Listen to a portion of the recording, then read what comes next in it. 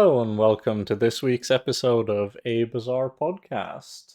You can find us as per usual on YouTube, on Spotify, on Apple Podcast, or via RSS feed for your favorite podcast listening app of choice.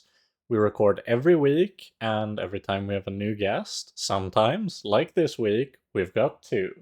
So, starting off with introductions, I am your first regular host, MetallFenix, joined by one of my usual co hosts, Walter. This is Boomerang Walter here. And as Sixten is currently away traveling over the weekend, I have brought in Rahresh to act as kind of a stand in co host. So, why don't you introduce yourself? It's been a bit since you were on the podcast. Hello, I am Rahresh. I stream on Twitch, I have a YouTube channel. Both are Rahresh. Yes. Awesome. I And play. we. Oh, yeah. Go on. Yeah, sorry. I don't know. I'm not good at introductions. I don't know. What should I even say? I'm not. Should have rehearsed this. I'm upset. I should have No, rehearsed this introduction. You're doing wonderfully. You're the guest host. You know what I mean? Yeah, You gotta it's bring in true. guest host energy. Everyone My clearly already knows who you are, you know? my merits are implicit. I Mhm. understand. Yeah, Yes. Perfect. exactly. Okay, proceed. And the second returning guest, it's been a hot minute since we had you on the podcast as well. Ragnar, why don't you introduce yourself as well? Hello, I'm Ragnar. I stream on Twitch at RagnaRegis, and I play most of the characters. I've been playing mainly, Pig and Vanessa the last bit. Yeah, awesome. That kind of brings us into what have you been playing? You can tell us a bit about who you've been playing and kind of why you ended up gravitating towards those characters. I was listening to your stream earlier and I heard what you were saying about Mac, which is something I think we can all sort of agree with, that it ended up feeling like his builds recently have gotten a little bit samey. The strong stuff that you can do are more or less the same every game, but what ended up with you going towards Pig and Vanessa instead? The things that have brought me away from Mac is pretty much that all of his builds, like the power difference between, self-poison and not self-poison is just so big, and the fact that you can't do burn because burn is not a real damage source anymore because of the cleansing change made it so you don't get those surprise Athanol lines, which I like to play, and that really made it so you're always going down the same sort of path. There's a few differentiations, like there's a few different lines, but you never get these uh, weird tempo lines where you're just going for 10 wins. It's a lot different, and uh, that leaves, Pig and Vanessa's the other two characters that you could play. uh, so with Pig, he's very strong. Drum's still good. Ice Club's ridiculous. Fort's ridiculous. 28-hour fitness, very good. And then you got Vanessa, and I ended up playing a bit of Vanessa and realizing that Julian and, Crow's Nest are just super strong, and that makes it so I feel like I'm railroaded into very similar builds, which I dislike. So I've been liking Pig the most right now because he has the most varied options. You have a lot of different tempo plays, as well as you have uh, lots of different builds. Like you could do tons of different stuff. You have the weird items like Coin Cure. You have the healing lines at clubs, which are not the worst because of how strong Hyper Greens is, which is basically uh, it's basically like a duct tape for healing. It's a very good item. And then you get like Pen of Tea stuff, which is cool. So I've been liking Pig a lot, basically.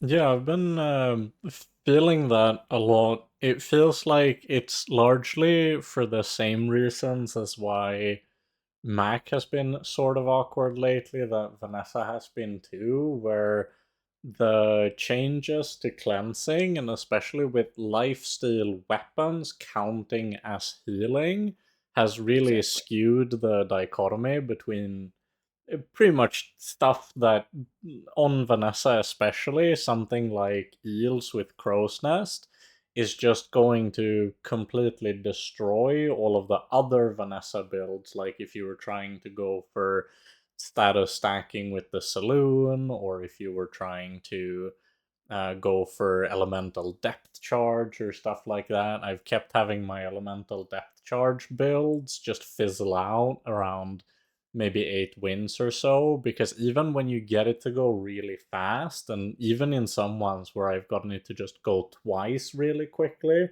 it still just ends up all being cleansed. Even though you put on like 4,000 poison, they'll just have it gone in 3 seconds flat. And it's a tough one. What about you, Rarish? What have you been playing?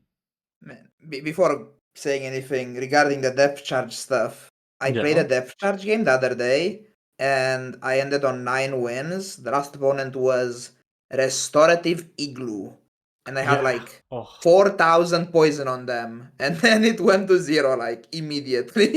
that was me yesterday with restorative depth charge. No, restorative dive weight on Vanessa with captain's quarters for reload, and then like zero other items on the board, and I ended on 9 wins. I just closed out. I went off. I went to sleep. When I woke up today, I did not play Vanessa. It's been all Pig. Yeah, I feel like on Vanessa you have to play eels. Well, okay, so that's what Not I'm playing. necessarily eels. So I had, so here's my history of this patch of what I've been playing. I started the patch. I don't know what I started on, but I was playing Vanessa and Pig at the start, and I'm still doing that, but I'm deciding what's better. And I think right now I'm on the Pig train. But yeah, so at some point I was like, okay, I like Pig, let's do some Vanessa. Play Vanessa. It was like, and I was kind of like falling off on Vanessa. I went back to Pig, and I was also losing on Pig. And then I'm back to Vanessa. I'm a bit better. I'm playing forcing eels better. I am learning. Okay, I'm starting my own hand. No, bad boy. Don't play not eels. Play eels. Find the eel. Yeah. Look for the eel. Look for the crow's nest. I'm learning to wire my brain to be like, okay, we can't play other fun stuff. We have to play eels. We have to go there. We have to find the way, the path to the eels. And then I'm back to Pig these past few days, and Pig feels strong as well again. It's more, like, I guess, less about how good the classes are, and more about the way I'm adapting to the meta. I think like the meta is the game feels different to me Yeah. because I am a very, very, very greedy player. I don't respect tempo. I don't respect the concept of tempo. I just kind of like having cash and stuff. So just being able to click experience and just spam XP and spam good the big fight, and then just be like 1 level or 2 levels ahead than average opponent. I was able to just like take it easy in the mid game, have good mid game win rate, good early game win rate, and that was carrying me basically. But now the XP is normalized, I guess you would call it, and now we're all plebs, and now it's like, wait, my board actually matters. Oh no, tragedy. So I had to learn, and yeah, Yeah, it's definitely a learning curve. I've noticed the late game stages feel so much more volatile now, because if you ever go up against an opponent that has a high roll board, especially, mid game Vanessas with duplicated Mantis Shrimp, or Mac players with like 3 Spider Maces on their Poppy board, there's no way you can beat that if what you had set up was something that like previously relied on just being ahead on resources, being ahead on enchants, on upgrades, all that stuff. If it's an even playing field and one player has kind of a high roll, then that player is gonna win, I feel. What about you, like Walter? What have you been Uh, playing? yeah, I've been playing. So I played Mac up until 3 days ago exclusively, and then I played, since last episode, and then I played Pig for the last 3 days, kind of inspired by some discussions I had with last week's guest, the Goose Father. And I've been really enjoying Pig. Um, Decent number of silk games, some squares, some drum, some 28-hour fitness. I had an ice club run. So I played a decent. You guys are definitely on the money saying that Pig has the biggest variety of builds in the sense that like his different builds do radically different things from one another, and but many of them still feel competitive in the various stages of the game. I really love the card Boomerang. That's why I did my avatar today. I got my Boomerang, my XP vial, got my little Pen FT penguin, got the whole thing. I think the a bunch of things happened this patch that combined to make Boomerang a really really really OP card right now. It's the thing with the vials where you can get silver vials from it. That's the first one. That's the big one, right? And then also the introduction of Atlas Stone, and then a couple patches ago the change to Gym, where it's like aggressively scaling down and cooldown as you level it up. So both of those things, like you get Giga rewarded for finding insect wings early, and both those things combined, I think have. I mean, Boomerang was already an amazing card, right? If you were disciplined about remembering to put it in every single time, it was already like a money printer that was also like other kinds of value, but it's just gone from already really strong to like completely insane. And that's not even mentioning like the fact that like you can use enchanted boomerang to print bugged hammers that upgrade. Like there's a bunch of other stuff going on. You can use it in Yeah, yeah, there's a that's lot still going on bugged. with it. I just remember that's Yeah. still bugged. I had a game where I had like an obsidian drum and an obsidian atlatl because I got two hammers from a obsidian boomerang. Yeah. That Yeah. was fun. So all those things combined have made Boomerang an unbelievable card. So I've been enjoying Pig, especially tempo kind of weapons strategies that later become drum or whatever showcase, etc. Um, so yeah, that's kind of what I've been playing. Yeah, it's been very similar to me. At the start, I tried playing a bit of Mac, and while he still feels like he has powerful lines with the self poison stuff, it's exactly as everyone's been mentioning, the fact that Athanor sidelines aren't really as relevant, and for me especially, I didn't realize until they changed it to gold how much of my variety just came from the fact that having moose staff relatively consistently just opened up a lot of lines, because it was not just in terms of running it with a regen package for weapons on board. That was also my go-to enabler for one of my favorite cards, which is Bottled Explosion. It was one of the most reliable ways of making sure that if you ran like Satchel Moose Staff with Bold Explosion and Boiling Flask or something, you had good ways of getting it really high base damage. But now that that stuff is a gold, it just feels like it's not even worth trying to hedge anything. You should just hard force yourself into self poison and then leave it at that. So I'm definitely hoping the new items on Wednesday will bring back some variety to Mac. But in the meantime, I also, same thing with Vanessa. I don't even necessarily mind when you have to play the same build. Like the patch before, I was also like 90% doing self poison on Mac, but it was one of those patch where sometimes you were doing poison stuff with Poppyfield, other times you were doing poison stuff with just the poison package, and then other times still you were doing creative things with the moose staff. So even though like the core of your board was the same, there were a lot of ways that you built around it. The same way that like when I'm mostly playing stuff like Saloon and Shot Glasses on Vanessa, it's a lot of fun because even though the essence of the board is the same, there are a lot of different ways you can twist it. But especially now that status effects are way worse And on top of that, you don't have access to proboscis at bronze anymore.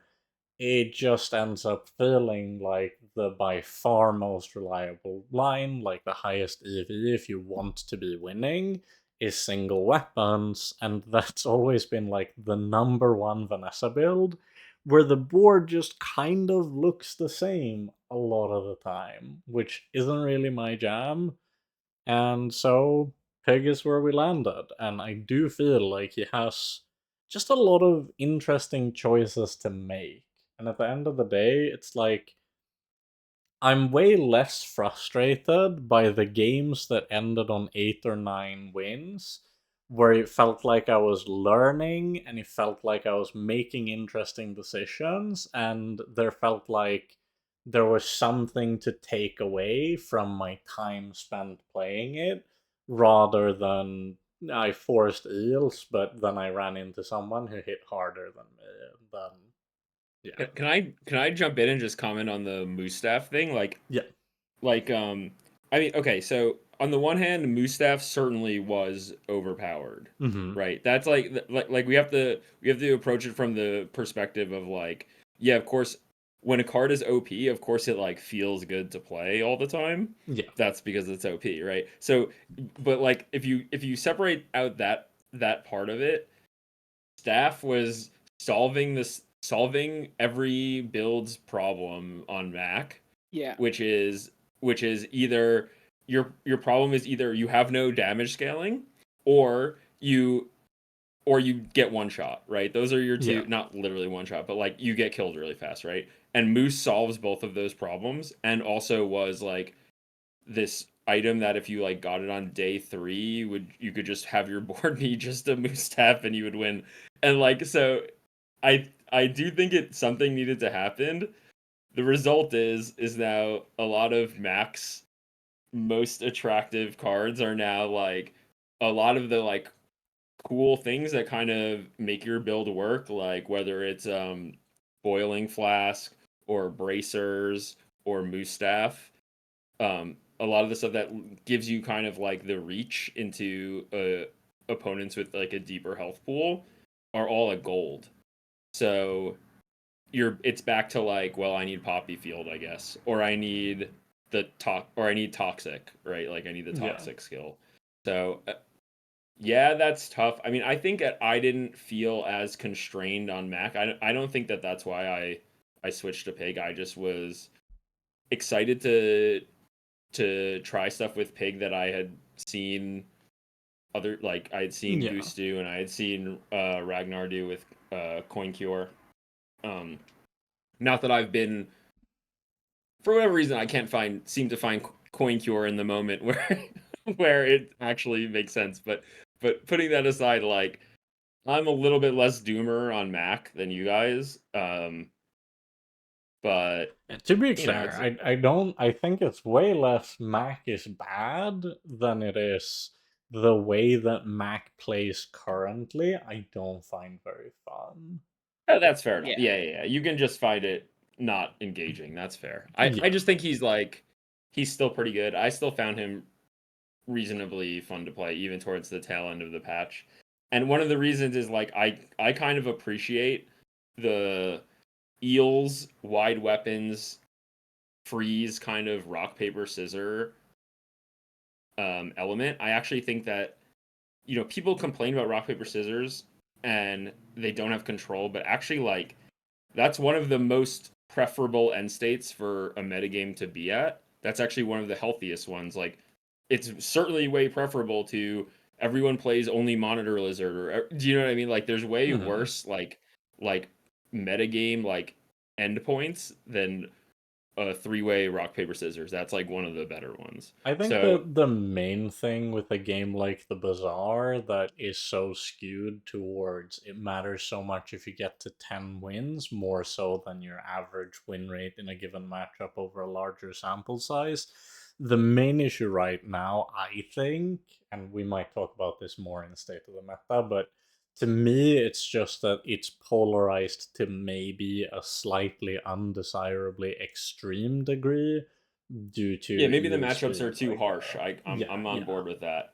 But I'm just saying, like, as a general rule, rock paper scissors is actually, as a person who's experienced 500 different Magic the Gathering metagames, rock paper scissors is actually one of the better ones. Yeah, and I think it's It always just depends how interesting. extreme it is. Yeah. Like you have Keg Vanessa, for example, which always posits an interesting question to pig players or of whether or not you want to center your build around featuring tents, because that's actually a relatively readily available item that can entirely counter a keg build, or vice versa. From the Vanessa perspective, the existence of tents as an item means you have to make kind of interesting decisions regarding if you maybe want to spec into Radiant for the keg, even though it might be worse in some other matchups. So I definitely do think rock paper scissors can be pretty interesting.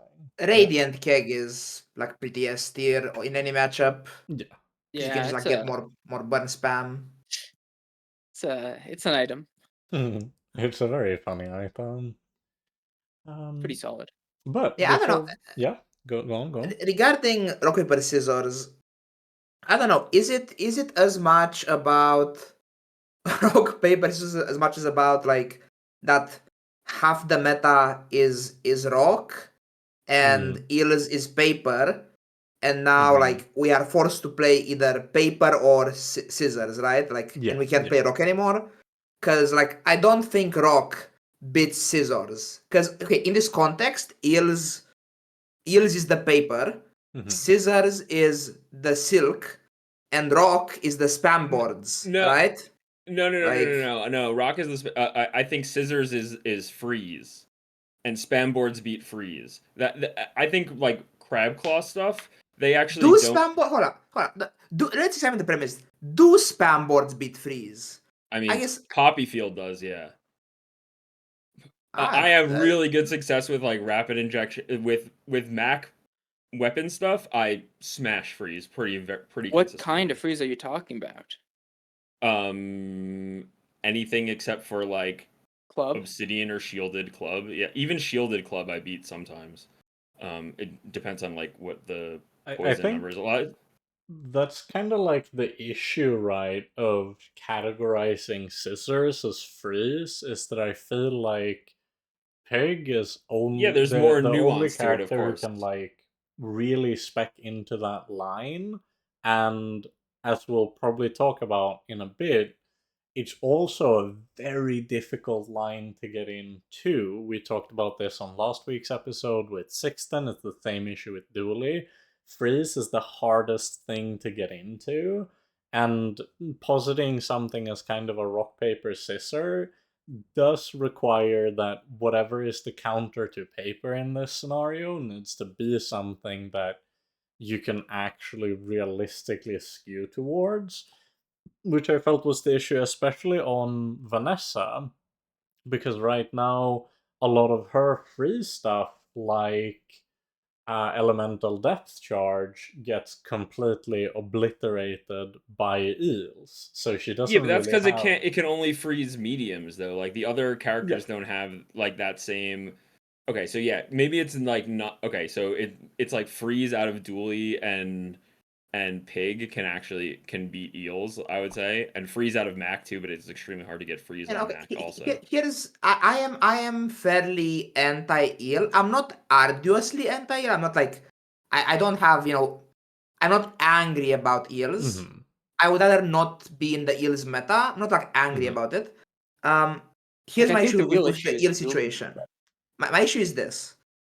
There are certain builds like Death Charge and such, like where I'm playing the build and it's a good build or a historically good build, Hmm.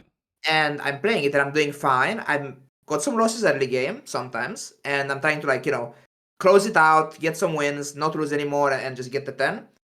And as I'm getting towards like day 9, 10, etc., I'm just thinking, this build, how can I play around eels? Like my whole thought process becomes, how can I beat eels? Like, and I'm trying like any little bit to get like I'm playing freaking Yeti crab to freeze the eel, like to try to get like the one Hmm. second window of kill time to kill the eel in 1 second because I can freeze it for like and the build just feels like, okay, I can beat like most normal builds, like normal builds, quote unquote. But if I fake Q into eels, I'm just immediately dead. Like, Yeah, so it's it's more, very it's warping and polarizing, right? Yeah. yeah, Like like it so. both So and both at that makes you want point, to hold on, change your board, and then yeah, also like if you spec for eels and then they're not eels, you can get fucked that way too. Like yeah, and that point is just like, okay, what was the miss? If I eventually do Q into eels, and I never find like the counterplay there. I Q into eels, I lose. What was the misplay that game? The misplay was playing that build. Yeah. I should have played a build that was better against eels. Was the answer basically?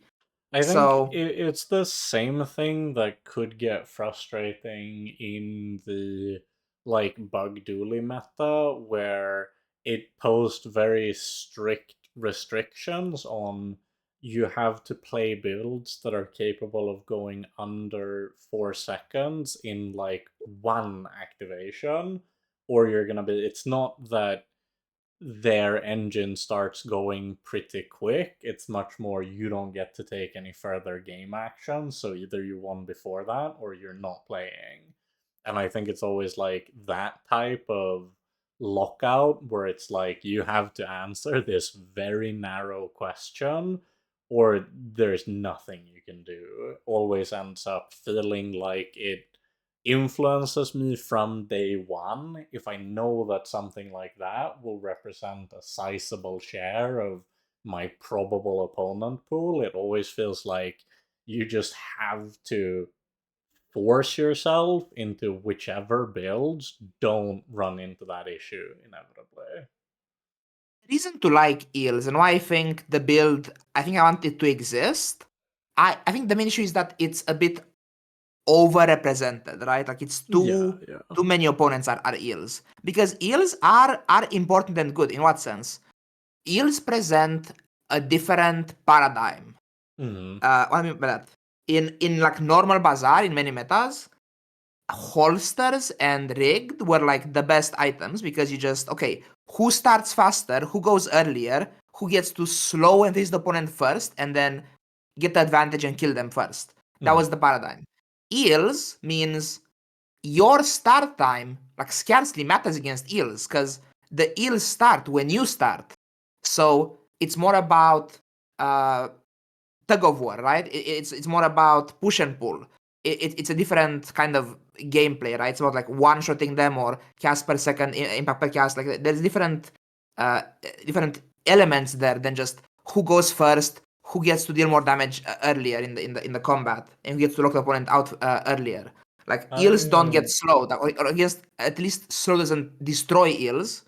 It's only freeze, right? So against yeah. most boards, if you just like perma slow their whole board, they're kinda just losing the game. But against eels, they can't get slowed. You can't outstart them, and that's different. That's different Mm. idea. So that's interesting at least. well, I I think that the Yeah. oh, Yeah, I was I just was just gonna gonna say, I spoke to Sexton about this yesterday, actually, and I think I'm curious how you guys feel about this, but to me, the maybe best example of a reactive item that hasn't been a balancing nightmare in the same way is Cold Room, mainly because Cold Room doesn't necessarily, unless you set up some fairly elaborate combos, just outright kill the opponent the same way that a really heavily buffed Caltrops, or in this case Eels, will oftentimes just mean, oh hey, you just died. So I think more stuff like Cold Room would be interesting to me, which sort of almost guarantees that you get a counteraction even against Fast Art, especially if you're doing something like Fort, Cold Room, Ice Club, and I think we can all agree that Ice Club in its current iteration is definitely too powerful. I especially don't like the fact that it feels like that 99-second freeze is just tossed on there when it really doesn't need to be. That Um, freeze bit is. it kind Ooh, of. I would it's still buy the item pretty much every time, even if it didn't have a text that says your 50% chance to auto win against eels. But overall, the whole concept of I slow down your cooldowns, and then when you do things, I freeze you, and then I get to hit you with a big stick, I think is pretty reasonable because, as Rahresh pointed out, it'll be very good against fast starting builds, but you might, in theory, have a pretty bad matchup against builds that do something big instead. Well, can I just say Or, that yeah? like I think that the okay, so where you keep saying eels as if the card eels is the issue. I really am like a believer. The reason it's so polarized is because the like one weapon mechanic is inherently Hmm. polarizing, and especially Yeah. custom scope is scales in power with the inversely with the number of items you have. And the same thing is true of card table. They both want you to have only two active items. So like because the most powerful version of use like imagine if you were using custom scope on a board with one weapon and then like five non-weapons. It's not a scary card. But Yeah. there's no power there. So all the power is in forcing all your power through like your one weapon and your one non-weapon. And if that's good at all, that means that the obvious counter strategy is freeze. And so you just create a situation where either those one weapon cards aren't good or the counter becomes freeze. And like Yeah, it's that very like once you it cross the line, then suddenly we all have to care about freeze.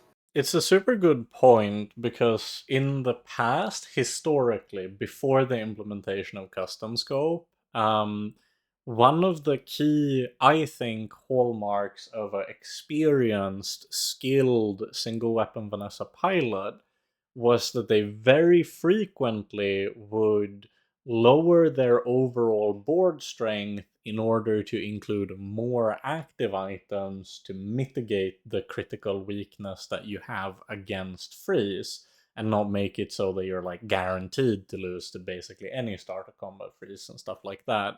But now that it's skewed in a way that the version that runs only two active items is so disproportionately more powerful than running more active items that your best EV is to just opt in to the super polarized matchup because, as Rarish put it, like half the field that you're playing against are just boards that get annihilated by your build. So, yeah, it's definitely the fact that they've opted fully into just not running active items and beating everything that doesn't have disruption, well, yeah, it's polarization. That's basically what it is. Yeah, I think one of the big things about how like the strength of the build doesn't really come from the um doesn't come from like the custom scope is a big issue, but Julian itself I've been realizing is just extremely strong in general. Mm. And combined with the lifesteal, like I played eels back before it was cool, you know? Yeah. And uh the biggest issue with eels always was one, you know, finding the pieces, Julian's a Vaughn, so you get him every game. Two was finding some way to scale the eels, pretty much. And then three is survivability if you're not running uh, Crow's Nest. The solution is, Mm. you know, you run Crow's Nest, you get scaling for free with Julian, and hasting the Julian now it doesn't even matter. Like disruption, you need to get like permanently disrupted because the Julian, you know, charges and the eels charge. Like even without eels being good, like if eels was just nuked off the planet, you know, the single weapon stuff is still just really strong. Yeah, you can And still just have the like Shiny Fang and Julian, and yeah, that's Yeah. still disgusting. like Yeah. Julian really made it. Julian plus scope really hit critical Yeah. mass, and Julian by itself is still really, really strong. Yeah, it always felt like Julian had some pretty clear weaknesses, especially in the fact that, as with many long cooldown cards, he was also very, very vulnerable to slow as a mechanic. And it's always the fact that freeze is, like, depending on if we count destruction or not, but overall, freeze is difficult to come by. Whereas, of course, historically, stacking burn has also been a very good counter to single weapon because you end up out DPSing their lifesteal. But now we can't stack burn anymore, and slow has become irrelevant, which means the only remaining counter that works in practice is you gotta kill them in one hit, or you have to have very powerful freeze in your build. Or Yeah. reloading atomic clock. That's Yeah, so reloading you got the Diamond's real atomic pick. clock. Atomic clock, let's go. But I think good time to move on to the topic of the week, where I thought it's been especially, I've played Pig all day today, and I think it can be really hard to tell when you're supposed to go into what build. And we have two players here in the podcast who sometimes, I swear, when I watch either of you two, it's like black magic, how you'll just pull a line out of your like pant pocket or something and just be like, I'm a freeze board now, and I'll just look at that and I'll be like, how? Where did that come from? What kind of sleight of hand magic trick did you just pull on me? So I'd been meaning to pick both of you guys' mind on this, and now both of you happen to be here at the same time, so it's the absolute perfect time. Um, what makes you decide to go into a given build? And I think some of the more interesting ones right now that we could start off with as examples, and then we'll kind of spin it from there, are both 28-hour gym and freeze pig in general, which I know Rahresh has had a lot of opinions on before the podcast. Yes. I don't know, man. Regarding the builds, so I know right now on Pig, the early game I prefer and I go into, I basically a 34's early game is just weapons. I like Lambors, I like a lot of that stuff, like just Lambors Showcase.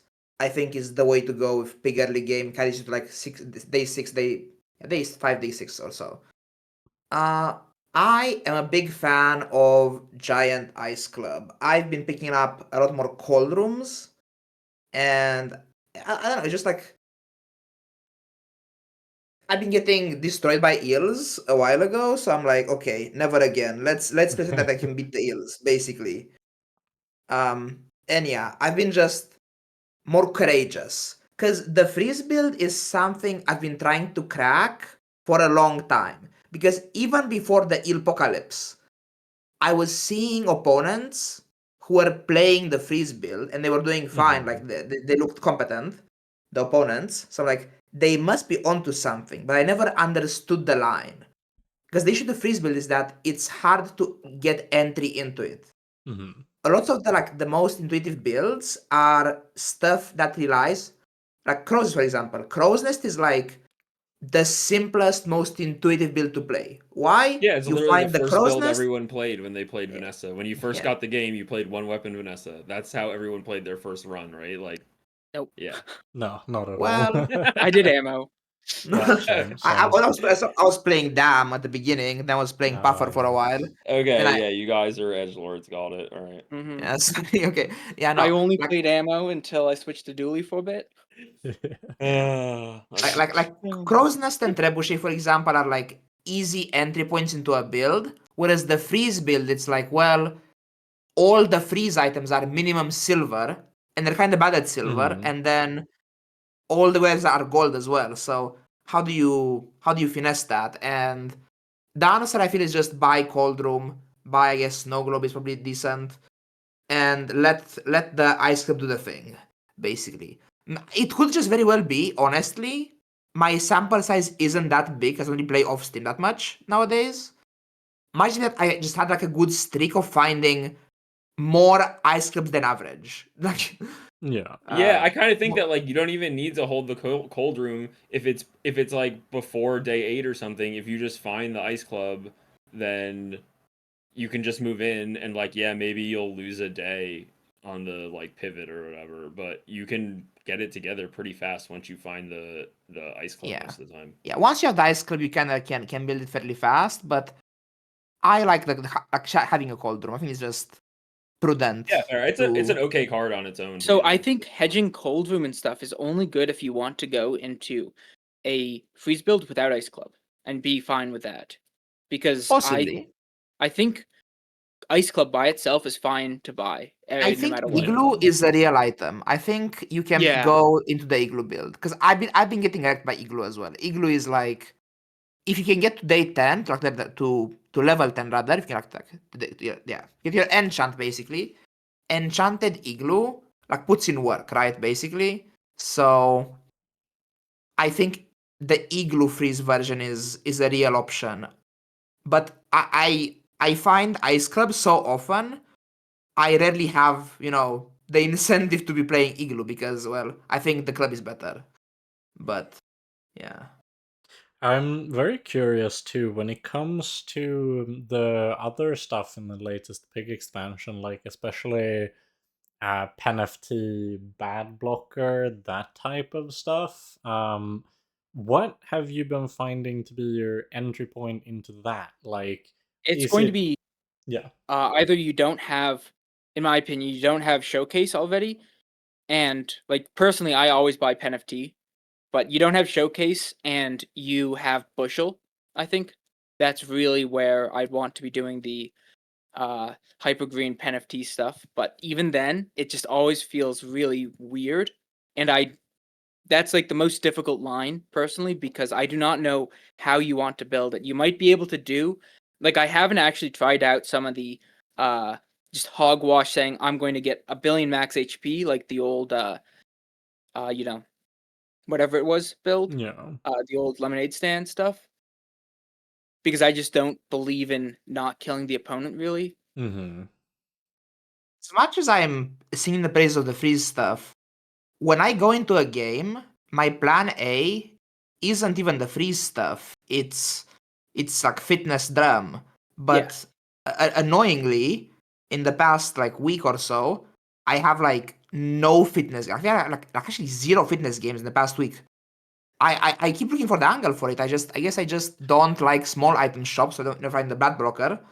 But like I used to play that build a lot, and now I just don't find the angle for it anymore. Like I don't know why. I don't What do understand you what's changed. generally like find to put you on the oh yeah, fitness looks good here? Is it basically like you have Bad Blocker and PenFT? I have Well, Showcase. I think if you yeah, don't, like I don't have Drum and I have Showcase. yeah, Is it my default early game yeah. like tempo play is the showcase. So I often have like a board that's shield items and weapons. Like I have Mm-hmm. a dust helmet, a jewelry, a robe, and I like I have like a silver showcase. I'm like, okay, I want to go from silver showcase to a fitness, and then go to up the fitness at level 7. Hopefully, that's the plan. So And then I you find the bad blocker I mean, stuff there's a couple of other after the fact, natural right? entry point. Like one, there's a couple of other besides the bad blocker. The other thing you can find that's a good entry point is you find like an interesting shielded item from Kev, yeah, yeah. and that can give Yeah. you a really good entry to 28 hour. He can also just have the 28 hour itself at the same time, which is Or you go item start and you get a shielded item as the item yeah, you start. could get shielded yo. Yeah, if you get Big shielded brain. yo-yo as your starting item, I recommend 28-hour fitness. True. Yeah. That Today I did makes have a sense. game where I Makes started sense. with I had an obsidian jewelry game.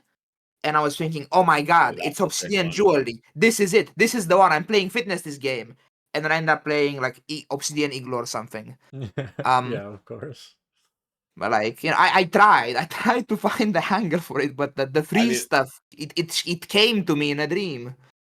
yeah, I haven't been hit with so much freeze. I've definitely been played more of the fitness slash weapons lines, like, and I definitely think you should be always buy Pen FT if you have the stash space. It's Yeah. Oh yeah, NFT is like a like very OP activator card just in Yeah. general. NFT is analogous to like nesting doll.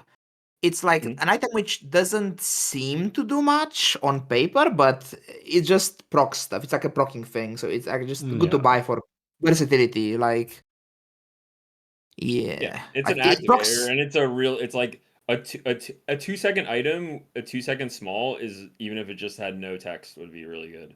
Yeah, like Like if you're just playing the Ice Club Fort build, if you just find Blizzard, you need a thing to proc the Blizzard now. So that's Yeah. penalty, right? mhm. It's just like versatile. It does things. I've been curious too. I know that a lot of people, it's kind of like a spectrum, right? Of trying to force yourself into a build and to play entirely just what the Bazaar gives you. Do you have like either of you have kind of like a sweet spot between how much do you try to skew the angles towards certain things and to what degree are you just open to whatever you find? I mean, it matters what you mean, whatever you find. It's more of like, okay, I have these are win condition items, and I want to get a win condition. And once I Yeah. do that, I'm just buying whatever I have to put on the board that makes sense with the win condition.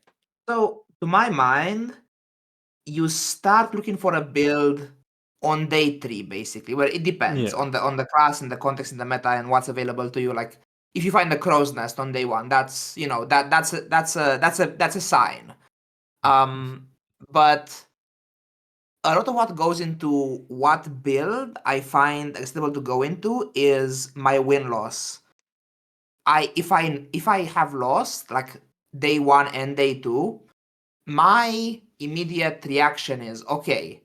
This game, if I lost the first 2 days, I can't be angling to play like some limp, like mediocre drum build on day 14 or something, right? I have to be playing like a day 15 viable board, like Yeah, club or fixer silk upper or or some whammy. freeze Yeah. spam stuff. Yeah, like basically, if you know you're going to day infinite, prepare for day infinite, right? Like prepare for day 15 if you know you're going there. Like I lose the 1 and 2, my board looks weak still, so I'm like, okay, I'm gonna lose at least one more game. So I'm like, okay, I need like a day 13 plus build realistically. And at that point, I'm changing my angle.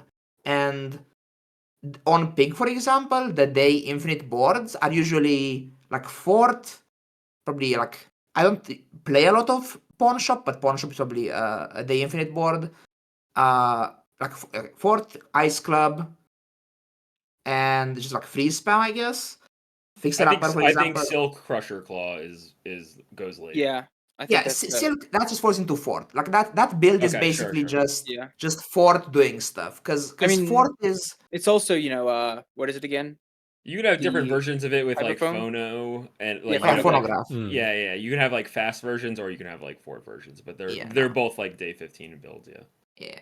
So like, but if I'm like, if I win day 1 and 2 and I find a Jabali and okay, let's play Jabali and this game because if I lose like let's say one more game, Drum can win on day 11, so that's fine. Um, so it depends on how late you have to go, right? It's a mix between how late I have to go, what's available to me, and what can my build do realistically, right? Um, yeah, but my plan A, hour 0, hour nothing, playing Pig, I'm trying to play drum and or fitness. If I start Right. dropping rounds, I'm looking at like the more serious late game builds, right? Yeah. I was curious too. Ragnar was about to say that you kind of look for the win condition first, and you sort of assemble the board around it. Obviously, like to an extent, we're always gonna hedge certain things, like the penalty we've been talking about. But do you find that that's generally like the best way to go about it is to focus more on finding something that you know can work and then go from there rather than try to preemptively hedge kind of multiple angles. Like I'll buy hedging items which work for different angles. Yeah, like I'll buy items which I think are just good items if something goes through. Like I don't buy snowmobiles like Varsh does, but Yeah. I forget which items like Bad Blocker. I do hedge that one, but it's sort of like I buy a win condition I and think then go into Snowmobile's that. a okay hedge if I you're don't know. already looking for a drum. I think it's a fine card to hold. But yeah. Yeah, it's more of I value the stash based on Pig a lot because I want to get uh you know Yeah, absolutely. whatever. For sure it sucks to hold a medium that's not giving you money. For sure that's a big cost. Yeah, I as guess Pig for sure. that's a very good point when it comes to opportunity cost of hedges and sort of the current state of the game, is that small items are very inexpensive to hedge. Just because Yes, Yeah, compared to one or mediums, two, yeah, especially a on lot of Pig. them can fit. Yeah, Small makes items, sense. Because large items. well, Grotesque because on Pig, it feels excess. like when you're in the aggro weapons board, it's like you want to have like a large stash econ item Yeah. that's scaling you to go alongside your like weapons tempo play. So like those two things complement each other. So like it's nice to have gym or lemonade stand or tree plus cash register or whatever like in your stash, even when you're in the full like Lumbor showcase whatever and looking for drum slash fitness. Like you don't want to stop making money, and then when you find it, it's just like in the trash. Recapitalize, buy your fitness, change your board, and then you go and you find another copy of gym or whatever, and then you start stacking HP again. And I like that like play pattern of like you're playing for tempo, but then you have like this rolling econ, like this rolling property econ thing going on in your stash. And it's really engaging. It's like fun to play. It's fun to navigate like all the like okay, like do I need to save this much stash space? Like how do you navigate the hedges versus the econ items? I think Pig is really like it's engaging to play if you're thinking through all the decisions. Yeah, it's gotten very satisfying now that we're doing a lot less of the even like Ledger. rewards card, but especially ledger. Yeah, it's like that's Yeah. the I big mean Ledger's still one. good if you're silking, by the way. Ledger's still great if you're I Delete I ledger. on the just silk line. Delete. yeah Delete I ledger. refuse. I haven't bought a No, single you guys ledger. cannot I'm just play it, like but nope. you're absolutely making a mistake. If you're on silk line and you ignore the ledger, you are The lowering kind your of win nice percentage thing and is that shorting it. whenever I am on the silk line, it always ends up feeling like the other economy items that I can have just put me at like infinite money to the point where it's like I can afford to maybe like if I was in a position where I didn't have anywhere near infinite money and the ledger is right there and I'm silking, I might be like, okay, fine. But so far, when I've been playing, it's felt like consistently enough. I had way more than enough economy to just buy like every silk thing that I could lay my Yeah, I mean, it eyes just on. depends on what order you get the items, right? Yeah. Like if you get loop really early, then you'll have infinite money. If you are like don't have a good econ play going and it's like day 6 or something and you're silking and you find gold Yeah. ledger, like you probably should just buy the gold like Sometimes you do have to do what you have to do. yeah, like I understand it's an annoying item to use, but also like it's strong in its context Yeah. still. So, and it's also good for doing like when you need to quickly get everything up to 10 value for bad blocker. Mm. It's also really good for that. That's the other important Yeah, I ledger remember that play. was something that Goose father pointed out in his just like comprehensive Pygmalion guide is that that's the Yeah. main time that you have to do like some kind of truffle or ledger shenanigans is if you want to play bad blocker but you just don't have a penalty. Yeah, or you're trying to take like so like on the 28-hour fitness line, if you're not using Pen FT as like a trigger for anything, Yeah. then you actually do want to cut it eventually, and so you just want to like hard way get all your stuff to 10. Um, so that can Turns be out worthwhile that too. one free board space is a good thing. We're Yeah, learning yep. today.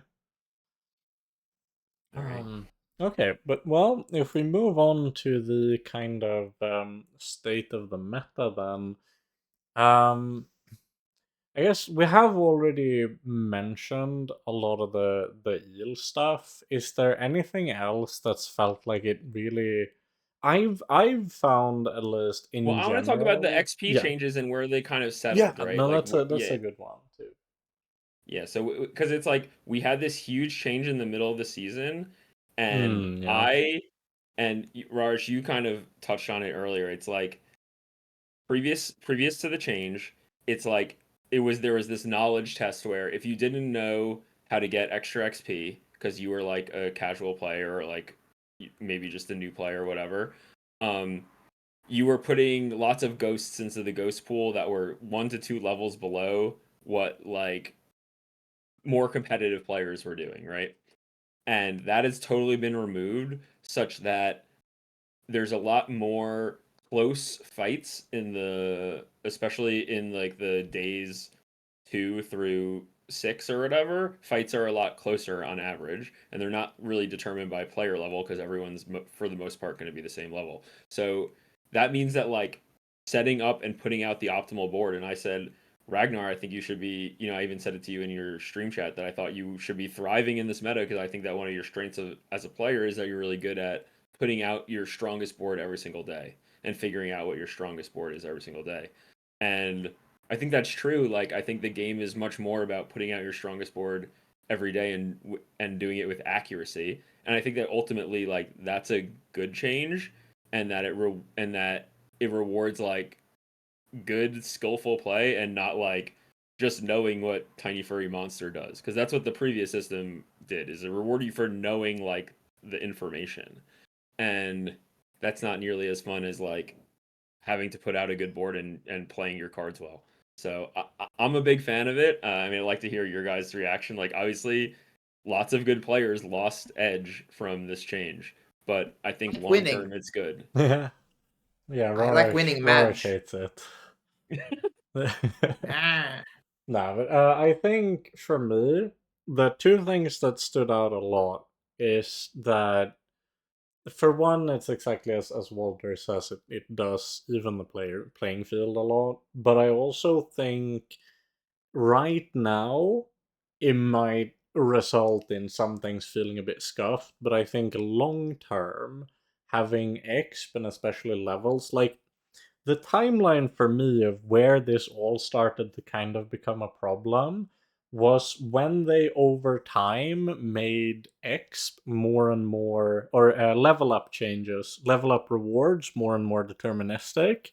It resulted in a scenario where if you knew that level up rewards were deterministic and you knew how to maximize your experience, you could leverage volatile, extremely powerful power spikes way ahead of time.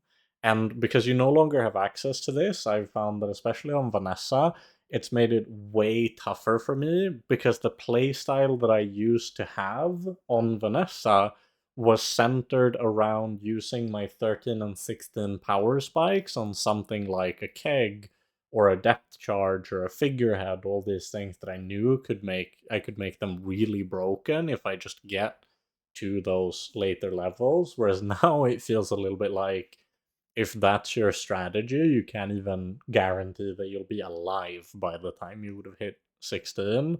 But the flip side on that is that it means that they can balance items way better around like you can make diamond tiers very powerful because people won't consistently get them like several days ahead of when you'd expect them and stuff like that. So I think long term, it's probably going to be very beneficial for the game health from like a developer balancing perspective to have this known quantity to be able to balance around would be my kind of overall feeling on it. And I agree. Like I don't know. I miss like brain AFK clicking buttons though. I like spamming and winning. I don't know. Sure. Yeah, I mean, yeah, like there is something to being like, yeah, I'm putting on the trance music, burn core dually, um, you know, But Corduli. just run through, just click node, click node, click node, click node. Like, Uh, oh, you have 250 burn on you, you're dead. All right, next round. Like, but that's not ultimately like that's not actually healthy in the long term, right? Like for yeah. that to be the Yeah. best thing, like that. Feels bad, man. Brain AFK is not healthy. Yeah. You got to eat your vegetables. You know what I mean? We got to Yes. think. We got to look at We the got board. We got to look veggies. at our stash. Yeah. But no, I think I think the most fun thing for me, honestly, though, is the fact that it feels like looking at a few of the later patches, it does seem like they have started really upping like what certain items can do at Diamond. And especially I do think it's vital for the game to function properly. Uh, it needs to have meaningful differences between the tiers of items because it's one of the only things that can make you want to swap out of the thing you're doing for another thing is if you have something that you might think is the strongest thing to be doing in an ideal scenario, but then you find something else at a much higher upgrade tier, and it might make you go, oh shit, should I pivot from this, like a silver drums to a gold tier 28-hour fitness or whatever? Whereas I if, mean, I do think having diamond items be compelling pivots is yeah, important. I yeah, think that it's hard. It's hard for certain characters, especially like Dooley, and maybe Vanessa to a lesser extent, where you invest a lot in your board. It can be tough to it can be tough to make an item compelling enough that you want to pivot to it while at the same time just not being broken if you don't have to pivot to it. So like if something like Ice Club, I mean, we were just just finished saying like you can probably just buy Ice Club even if you have mhm. zero freeze cards and just put it on your board, and that's improvement in most cases. Um, that's kind of like too compelling. Do you know what I Yeah, mean? yeah, Like that's in a way is like over the line where like I don't have to care at all about what my board is. I just buy a large item and then I just win the next 2 days. Like that's like too for far. sure, for sure. I So think there's a balance, you know. it's especially it feels like they have been making good work when it comes to having items that are similar but not identical. For example, drums and 28-hour fitness having some overlap in like what they Yes, do I actually functionally. like that too, and it's going to be important for when as the card pool Mhm. continues to Yeah. expand, you're going to need like pseudo redundancy, like cards with similar effects that are slightly different, and that will make the decisions more interesting And I in the think that long was term. very much what they were going for with custom scope as well, even though I think they didn't quite stick the landing on that particular implementation. I still very much see what they're going for in terms of being like, maybe now that Vanessa has 120 items, you don't want her to feel like she has to get silencer to be able to play single weapon. Um, Yeah, but it's just that both scope and card table just do the thing where like the most powerful version of it is the version where you play the fewest active items, which has that yeah, other yeah, exactly. So problem. my Yeah. point just being like, I see what they're going for Yeah. conceptually. Um, Yeah. I mean, honestly, look, they're gonna do something about eels, whether it's eels will be changed or scope will be changed or yeah, something is gonna get changed, right? Like, or Julian for is gonna get sure, changed. for sure. Something is gonna happen. Like, there's no way that like It's they've essentially responded to the number one boogeyman every single patch, yeah. so it's gonna happen again. And So it's also one of we just those gotta wait. things where like new cards and meta shift and just a change in interest. Like I don't Yeah, know that I have barely faced any eels today. It's as if people were just suddenly like, nah, I don't feel like it anymore. I think I've played Don't more against feel yeah. feel like it. Yeah, they don't feel like playing it anymore. No, I think I I've been played playing against against eels more today. Mac than eels, like unironically. A lot more Macs than eels. I was gonna say there was something else with interesting overlap. Oh yeah, I like the fact that Dooley is similarly getting a lot more cards that have meaningful interaction with haste, both in terms of being the thing that gives the haste and being the thing that cares about the haste, where you have the like you have Race Carl, you also have Ballista, now you have Thermal Lance as well, and you can do it with Metronome. I've heard some people have success with doing it with just companion core even in low companion builds, or just doing stuff like the DJ robot for the ones that are also friends. And I know I think Dooley gets another haste item in the next expansion. It's just one of those things, right? Where like there's just so much you can do with saying this is a character that has things that scale off of getting hasted. And you can have those things do like a million different things, the same way that like on Vanessa, a short Shark Ray board and an Arbalest board can feel vastly different, even though they are two of the most thematically similar cards I in the think game. Dooley is very not well understood right now. I Yeah. think that people are looking for a guiding light, someone to show them the quote unquote correct way to play Dooley, except that no one agrees and no one really knows. And then Oh yeah, also no. I in feel on like Wednesday it's going to change anyway. So Yeah. if we are in this patch for like 2 more years, Yeah, Duty yeah, would yeah. be good, I think. I yeah, I think so agree. too. I'm with you. I'm a believer in like the like the StarCraft. Like if we just never change the meta, it'll just change by Yeah. players getting better over long periods of time. And I agree. Dooley has stuff going on that Because isn't understood. definitely for me, a lot of it was just that I'd seen a lot of people use the new pig stuff, and I thought to myself, well, we know Dooley is getting an expansion on Wednesday. Maybe I should just play pig while that's still fresh and interesting. And I'm sure someone will do something with Dooley that makes me really want to play it in just a few days, anyways. I bet a Yeah, I lot mean, of look, people. the table. I don't know how much of the new stuff you've seen. The table is getting flipped completely on Wednesday, so I think that like Yeah. it doesn't really like we can kind of speculate like how what the kind of ooh maybe Dooley was really secretly playable this whole time. But it's gonna all go out the window Yeah. when And I we mean, enter the I'm here temples. for it. When we enter the green heart or whatever. Yeah, yeah, yeah. Journey to Angoro. Yeah, But I'm hyped up. I'm really excited. it was It looks so very cool. funny. Last week, Sixton was like, "Man, I hope they add a new dinosaur for Yeah, Dooley." he got what he wanted. Like I can't. Okay, he is gonna be. I hope that it's good just for his sake. Like I hope he can come Yeah. on the podcast next week and be He like, I love Tanky Yankee. he He's my was favorite a guy. bit skeptical when I spoke to him initially, but like I think so. One of the cards that has been revealed, is it's like a boiling flask, but for vehicles. The thing Oh yeah, that is, one. Oh no, they we'll get changed trusted. thrusters to give vehicle tags. It's multi-strike for anything in the game. Yeah.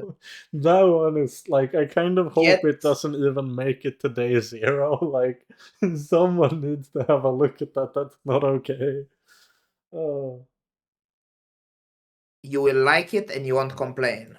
Yeah, Okay? I'll play it. If they leave it in the game, I will No, most I certainly play think it. that item, I think we're like maybe like overstating how good that one is, the saddle. Maybe. I think it's very good. I'm not familiar with the new items. What does the saddle do? So it gives your vehicles multicast. Adjacent vehicles get multicast, and if you have a dinosaur, it itself is also a vehicle. Mm-hmm. But the main thing that stands out with that is that thrusters currently give the vehicle tag to the item that they're reducing the cooldown of. So you can combo it to just put thrusters and saddle on any item and it'll have multi-strike, I multicast. guess real multicast could be good still, maybe, but like it's only I don't know I about don't It know. eats real, that because eats both adjacent. Like the thing is that if you're exactly, doing it, like, it takes both adjacencies. So it's like um, because it's I like don't has to be know. on one side and then the thrusters have to be I'm Like on the other thinking side, a right? lot more like the plasma rifle doesn't need adjacency to get Yeah, that charged one's a by good one. burn. Yeah, That one seems that's a good kind of call out. crazy. like I guess nitrogen hammer is the play. Yeah, Multicast nitro hammer. plasma rifle, That's nitro another good one. Yeah, hammer. Yeah, I I don't think guess. it fits that well with Drill just because of how badly Drill wants to be next to metronome. So it's like, Yeah. but that's probably good that it doesn't work well with Drill, And by the way. who Like, that's knows? probably a It good thing. it does naturally give multicast to Combat Combat Core? Core, yeah, which is an Yeah. interesting one. And it's also Comic like Core's still obviously, 6 seconds though. yeah. And Okay, I don't naturally know. gives multicast to your submarine that you printed with schematics. That's Oh, true. that's That's good. true. Now you just need Julian. Yeah, now just print a jewel. Yeah, you gotta. Okay, yeah, you gotta get an extra wide satellite and print the Julian, an extra wide satcom. I think another one that's like sorta plausible is both Bulldozer and Race Car are natural vehicles as well. I believe none of the dinosaurs are vehicles. Just think out of But the new cards, the large one is kind of cringe. The Anki. Hanky I think the Anky, yeah, Anki is. Yes, that one will What is be. Oh, it that's gonna be gives Sixten's favorite. Look how cute he is. He's like negative landed four damage times. to all of your opponent's weapons just by being It's on Oh, the so it's it's like board. toxic weaponry? it's anti Or figurehead. It's Yeah, literally, Yeah, I presume, corrosive my guess weapons is or that it's whatever. the exact values figurehead as well. Like it's just oh, anti figurehead, yeah, so yeah. it's just saying you can't play ammo, Vanessa. That's Yes, cool. yes. Sounds like basically. that's my That's favorite what the build. item says. The item just Good says thing your they. opponent doesn't get to run weapons. Good thing. Ammo Vanessa's really powerful presence in the meta. So Right, right, right. It definitely needed like dedicated anti-tech. We'll see. It'll be interesting to see how heavily it affects. Like at it's a large item, but at silver it's already negative 25, which is kind of a tall order even for like the earlier pig boards.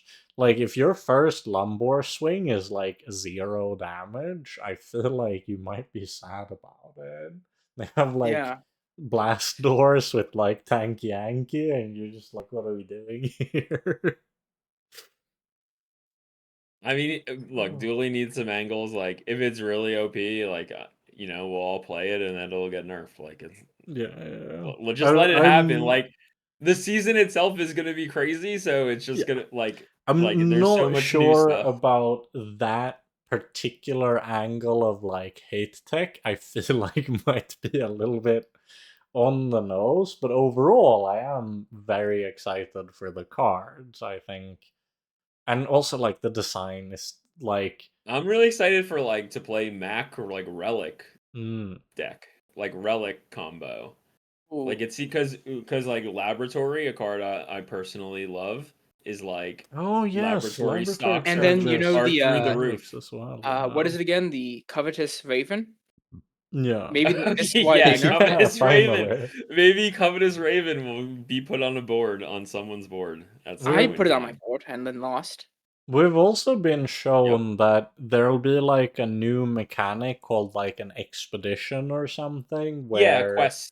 yeah, Yeah. no, quests are the items that upgrade. Expedition is where you opt into your entire day will be a Yeah, that's the different ticket. set Yeah, of yeah, yeah. like things.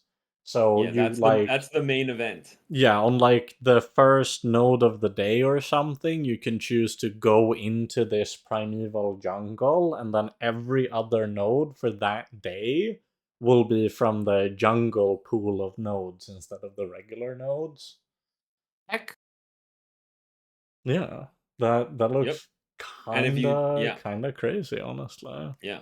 It's like a side dungeon in a way. Like if you imagine Yeah, you and it were feels like who knows what they'll end up doing with it long term, but I hope that the idea is that maybe we get one of these like every new set, and but you can only get like one of them per run or within some Yeah, interval or probably this whatever. one will be phased out, and I think it's actually a really good. So like, yeah, it'll be like a different event per season, and No, then so I hope they don't do it that way because I think it would be very cool if it felt like you got meaningfully different runs depending on which like side event you got in your given run. I think that could add a lot of like variety that I agree. isn't just tied to which character you're playing. True. What would be really nice is if some of them were just like significantly better than the other ones. Yeah, And like that one of would them make it like like was like super if one fun. of them had like let's say power level it's like 12 and the other Yeah, one's like a yeah, 2, yeah. that'll be really cool. I That don't think would be I don't ideal. think like the balance is gonna be like that off. Like No. I think that when I mean, the game's how been to pretty say good at the balancing, so Yeah, I will say it feels like okay, I know you're being sarcastic. I know you're like number one for being sarcastic. But unironically, as someone who's played like so many card games and so many like different live service games, like I actually think they are pretty good at balancing specifically. I Like I will think that especially they're say not the that worst. over time it feels like we have gotten a way more stable balance. Like obviously at the start it was kind of the Wild West out here. Things are crazy. But it's like you're Um always going to be overcorrecting. That's just the yeah. nature of it, right? Like it's going to be one overcorrection and then another overcorrection in the other direction, and then over time But you like dial in, and then they come and release a new thing, and then it drops a bomb on all of it, and then you start over. it does admittedly feel like, if Eels and Julian are the big bad of the week, maybe things aren't that crazy anymore. Uh, Yeah, I mean, come on. I brought up Julian a full month ago on this podcast. You and yeah. 610 were both like, that card's a joke. He'll never be good. To be fair, what I specifically said was that No, he feels I know. We don't generic have to get we Legend don't have to 2, get we but don't have yeah, to no, get I into it. agree, I agree. It's one of those things where Ragnar knew about Julian. Ragnar always knows everything, honestly. We need to I mean, I learn. think you asked me after I played with Julian, so Yeah, and I that's was like true. played with him once and just guessed because everyone in chat was saying he was good, and it's like, okay, he's good. Yeah, no, it's It was only recently that I discovered that he's good, you know? yeah, Well, and I mean, don't you think what happened with Drum was that the game became like a mega scale? So when Drum was really yeah, OP, it became all about your rate of scaling. yeah, That things that could compete with the Drum rate of Yeah, scaling it were the just the only games things that. became a lot more about scaling, and it's like figurehead is bad, yeah. Yeah, it's you know? flat. You Yeah. wanna not like ammo's unplayable, so let's keep nerfing it. And to be fair, I did still feel like Figurehead looked pretty good as long as we had Proboscis at Maybe bronze. you Yeah, can if you get have hired proboscis, by but tempo, and your job will just be to make sure ammo Vanessa is playable at all Yeah. times. Uh, but I think it feels good. Like I think a lot of it too, just with the fact that they've made the levels less volatile, they've made most loot items less volatile, most skills are less volatile. Overall, it just feels like we've really limited the volatility of the state of the game to a point where they seem to be able to kind of balance it okay. I think it's just we need a I mean, to be little honest, bit there's more never stuff. going to be balance between like there can be balance between characters, but there's never really going to be a type of balance between strategies within the characters. In at least not in the way that people want. It's very hard for there not to be a a strongest thing or like a couple strongest things. And the reason for that is because though what is the strongest is heavily dependent on the context, right? So even if the cards themselves were quote unquote balanced, depending on what the other characters were playing, that would still put I make one card slightly stronger would or one card weaker. Like there's disagree no. with that actually. Yeah. Okay, I'm happy to hear your counterpoint. Yeah, my counterpoint would be is that uh it matters what your character is doing that's like if there's one line that is fundamentally just like so much stronger than like it's putting out more DPS, it's putting out more HPS, like heal per second, it's putting out more disruption than everything else, then it's very warping, you know? Well, yeah, Like that's true. I'm not arguing that the current state of the game is that the different strategies are balanced against each other in the abstract. I'm not saying that is true. I'm saying that there's always going to be the like meta aspect of it creeping into the power. So like when you have a dominant strategy, by being the dominant strategy, if counters for it exist at all, it becomes weaker once people start playing the counters. Like that, it must be right. Otherwise, why do we call them counters? I think Yeah. Like for me, my like one big like balance wish right now is that with the massive buffs to how heals work, I kind of wish that they would go back on lifesteal strictly counting as healing in like every Yeah. sense of it. Because it feels like, to me, that's the big volatility right now with both.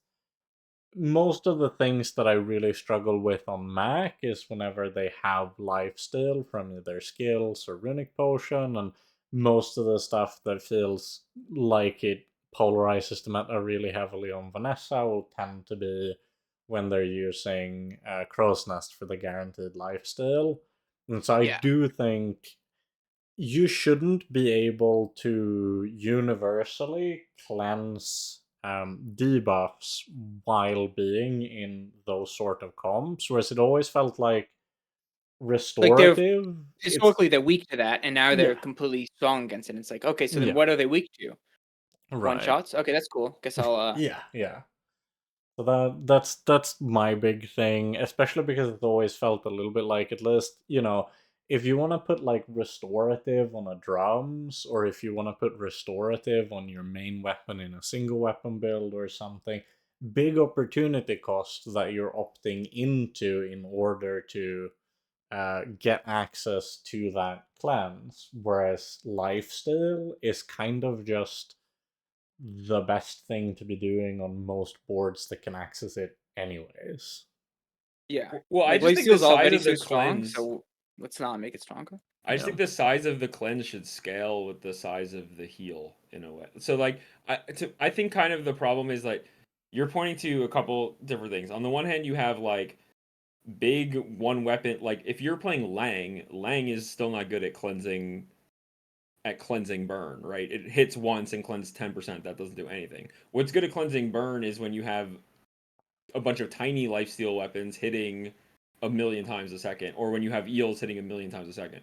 So like I kind of think that the way to fix it is to either put like a rate limit on the cleansing, so like you can only cleanse a maximum 10% per second or something, or to just have it be so somehow like small weapon hits or small heals don't cleanse the full 10%. But They that's are that's kind of somehow the thing, reduced. right? I like specifically that it is small heals that are the most effective way of cleansing, because it's made it so that it's not strictly whichever heals more is just the best thing. For me, it's just the volatility of the fact that there are ways to guarantee your source of dealing damage is also your source of sustain, which is also your source of status immunity, and that's when it kind of becomes a bit too much, especially when it isn't even tied to an enchant. Whereas it feels like if I go up against a pig and he has a board set up against healing and he counters my status builds, it feels way more like, oh, this is what they intended when they put the mechanic into the game.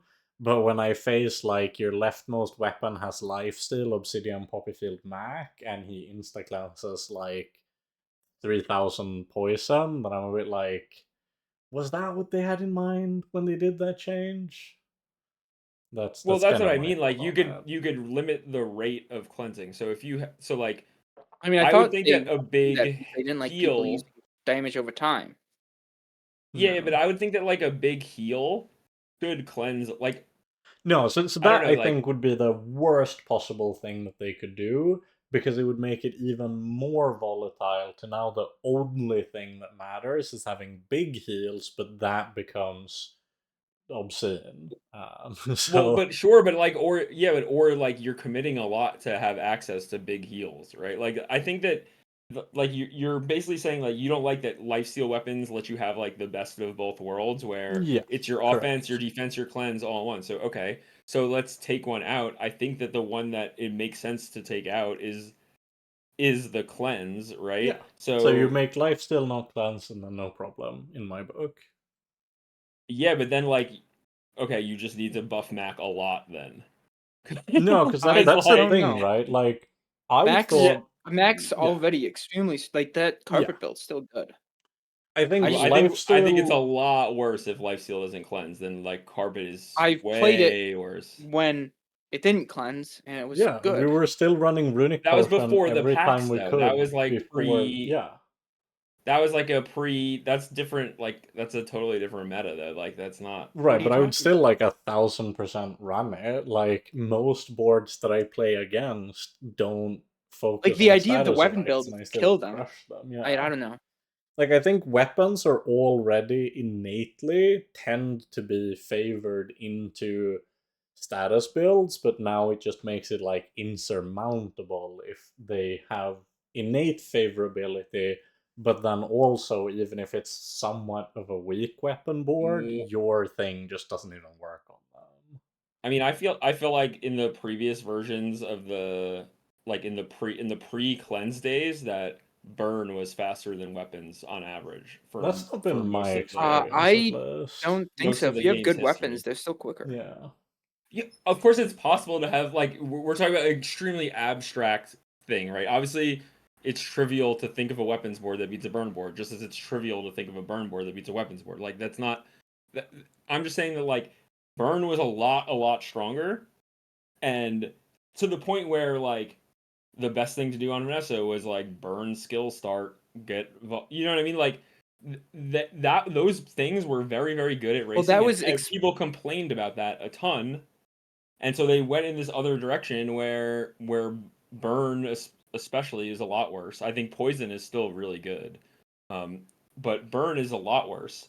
And now it's like, okay, this is what the world looks like when burn is a lot worse. Like we can go back to burn being a lot better, but people didn't like that either. Well, So I always saw it as the problem with Burn was not that it was strong against weapon boards. Like on average, I would beat Burn boards if I was playing weapons on any of the characters I was playing weapons on because they go under Burn.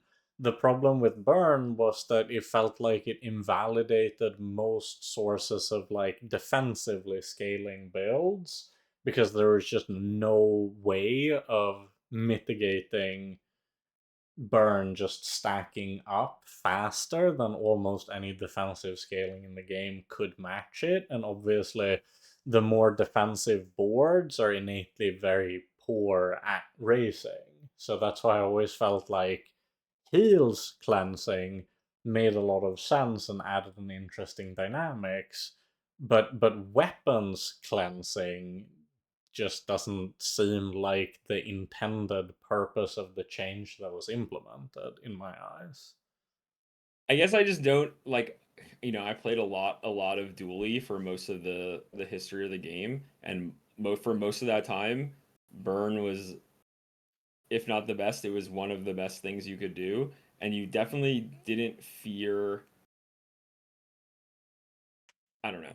Like, sure, you could lose to weapons, Well, but yeah, I so guess I just that didn't was the. fear like oh man, I don't feel I didn't feel as an Ignition Core player countered by weapons But in if any you meaningful ever sense. asked like Snazer or Sixton, their answer was always, "Oh, what kills me is Weapon Vanessa. That's what counters Ignition Dueling." Yeah, but it doesn't counter it. That's just a high roll that exists that can beat it. Like that. No, it I wasn't get like what you're high saying, roll. It was more just like weapons kill instantly, whereas burn kills over time, so it's but the inherently numbers favored. for a lot of the time of the game, like the numbers on weapons weren't such that that was really Yeah, practically but that's the a numbers case. issue. Like Right. burn, like 10 burn is equal to 100 damage. Yeah, I know, but that's kind of my point is that like for most of the game, burn has been balanced where it's like burn is actually the premier aggro strategy, not Yes, but weapons. that was because of the numbers on the items, Yeah, and I how I, I ignition don't core itself think. is extremely powerful. And It the main thing is we're not addressing this by making lifesteal counter burn, then we're just narrowing it down to max specific version of aggro weapons now not having a way to get rushed by, you know, status effects at all. And I mean, same especially with like, yeah, Vanessa. you might say, yeah, exactly. Single weapon Vanessa for me, it's been a huge issue where I used to be able to pretty reliably beat it with burn. So the idea was that if single weapon Vanessa is strong, it's because it's very good at beating regular weapons, because lifesteal beats weapons. And Hmm. then weapons beats burn because it rushes the burn, but then burn beats single weapon Vanessa because you can stack it to a point where their Yeah, and sustain I can't think the keep up with biggest the thing is burn. really just the boards tend to be running slows. Yeah. To be real, I started hearing the bit from Undertale just now of like the orange tail is the bit, I don't know, the pirates bit. The Yeah, orange but tail is orange flavored. If you go into the water, the piranhas will taste the that's, orange yeah, juice and yeah. they will bite you. And then if the water tail is the electric tail is gonna electrocute you. What do you think, Raj? Do you have any opinions on lifesteal weapons cleansing status effects? Yeah, I think like Crow's Nest, kind of just face tanking dot builds Right. is kind of Yeah, I dubious. mean, Like even that's on Pig, you almost never need to run uh Ointment because you just like thoughts don't deal yeah. damage, so Like Ointment was so hype, and then the next patch they made like, oh, now everything's Ointment more or all is less. gonna get this Yeah, Ointment, I basically. mean, Yeah. there's like some exception, but like more or less, it just you know. At least for me personally, because I really like Death Charge Vanessa and Saloon Vanessa, so I was still trying to play it at the start of the patch. And most of the time, even like restorative enchants on a weapon, as long as it's just like one thing with it, I Yeah, could if they still have beat healing, it. you don't do damage because like you get 1,000 poison. Normally, that's enough to kill them in 3 seconds, but now like every cleanse is 100 poison. Also, I A felt lot. like as long as it wasn't like restorative drums or something, I would usually beat it. But as soon as I faced a Mac who just put runic potion on his board, it was like auto loss. Yeah, That was the main issue. That it wasn't like, oh, they rolled a specific enchant that happened to be good against me. It was like, no, they like bought an item that starts at silver, and now I can't play the game. Why do you want to nerf my runic potion, Metal? That's I my just want to favorite make it part. less polarizing. That's all. I still Think they think. should no, they Uh, shouldn't nerf. They should unnerf Runic Potion. They should bring back yes, yes, yes, the yes. give unreleased lifesteal. one, the Yeah, unreleased one, 3 seconds. 3 seconds. Give lifesteal to 3 weapons and haste all your lifesteal weapons I for think it three was seconds. four even because it started at bronze. It was an It was item, sadly. so It crazy. certainly was an item that exists in the Uh, game. Sounds awesome. yeah, yeah. I definitely put it on my board. I was like, I do like it when four of my things. You just like you could have like a silver one with boiling flask, and it was just like I guess my entire board is life still. Uh, Good Yep. times. Well, Bring back OP stuff. yeah, clearly we just I'm sure they will. I'm sure they will. Just wait, 3 Bring days. back old repeater. yeah. Hold repeater, dude. Yes, Honestly, repeater is so bad now. I'm it down. is Like, let's so go. bad at 7. I don't know why it's still at 7. It's like no, there's some. It clearly does feel like some of the post bonk charge stuff you just look at and you're like, is that really the right number for this? Oh, Most of them, it's like almost everything on it's Vanessa. like yeah, like the fact that Diamond Repeater doesn't is a medium ammo item that doesn't full charge in 2 uses, and then we have Yep. the small Jojo full charging in one. It's like, I think they might have just forgotten that repeater exists in the game. Actually, I think they've forgotten about every single ammo item because no one's complaining about yeah, them, no, and they're like, it's "That's in a like good spot." nesting doll. Nesting you're the doll only is one who allowed to be misses good. ammo. You're the only one who misses ammo. Vanessa No, being the best thing. That is kind of true. I Yeah, just want it to be good, I not the kind of, best. I I kind just of, like Okay, okay. I kind of like like it now. being I mean, bad. pistol sword's still amazing because you Yeah. have the best ammo items in the game: nesting doll, dive weights, shot glasses. Makes sense. It would Like be you just interesting. don't I don't want a know. single weapon. I don't know Pistol. if they ever want to just really bring back ammo, just put pistol sword at silver and boys it Oh back. wow. Yeah. Because that's the definitely the thing for me is that it feels so scuffed, like angling towards ammo because it's always like you hit pistol sword and you're happy, or you don't and you're very sad. Yeah, I mean, you could also hit swashbuckle and like Yeah. blunderbuss. Like you need to just like nowadays though, you really just cannot do much because of this like everything is so slow. Like Yeah, and DB also is just unplayable like in the late game. the You fact need some that sort of CDR even on, blunderbuss because it yeah. takes 3 charges to go. I think Like it's also a lot like, Dooley will be running Blast Doors, and then we have Mac with yeah. Regen on There's so everything, and many then Pig counters has to Robe, ammo and it's just and like, it's like, no. come on. Like even Yeah. when it was really good, there were so many counters to it. It's like Yeah. Oh. But, Well, do you think that the problem is that like there's no like okay, besides keg, like if you don't like you don't really have a lot of game into a lot of different types of defense, yeah, right? like That's a supposed to huge thing is well, I the mean, the whole fact point of the that ammo build is to not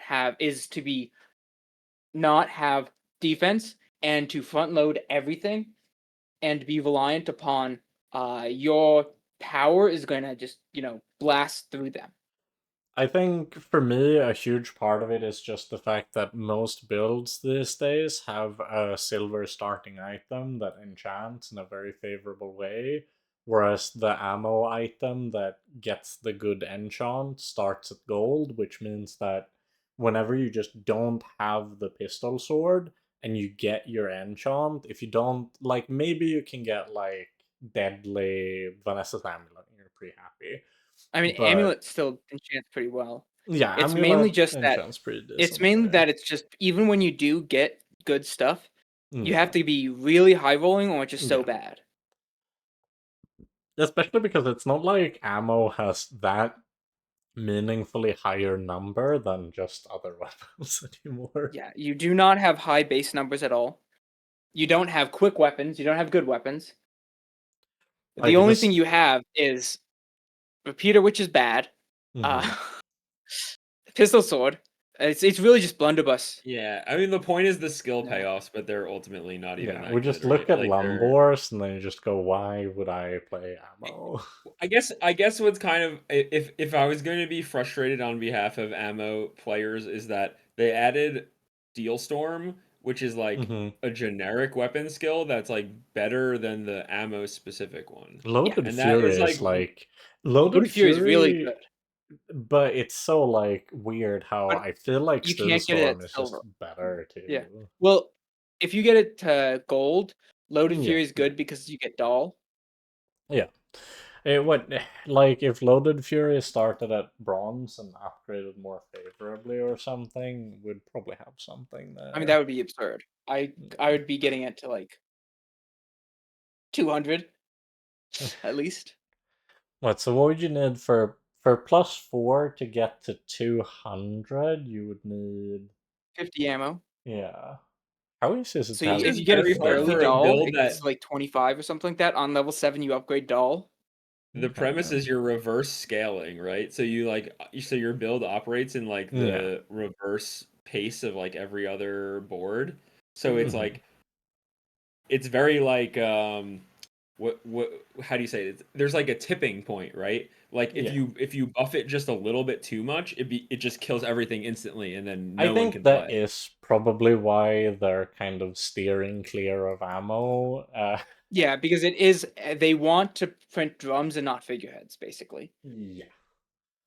Yeah. Um, Well, I think people have expressed that they like prefer when the combats are longer, right? Like regardless of what the implications of that, like that may mean that ammo sucks, but I I think think it's the also one of those things where like it is more dynamic when the combats are longer because there's a bigger possibility that the decisions made by both players had some impact and one just made like better decisions, right? Whereas like with ammo, a lot of the time it's only one player's decisions that get to I think it's matter both at players' all. decisions.